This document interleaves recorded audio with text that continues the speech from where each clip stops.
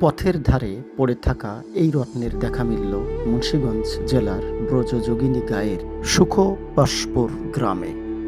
রত্নটির পরিচয় আটপাড়া শিব মন্দির।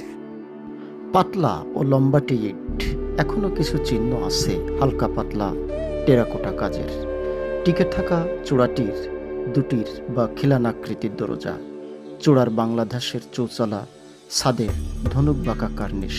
সামনে হয়তো ছিল আরও, ধসে মাটিতে মিশে গেছে উপরের আরও 3টা চূড়ার মতো।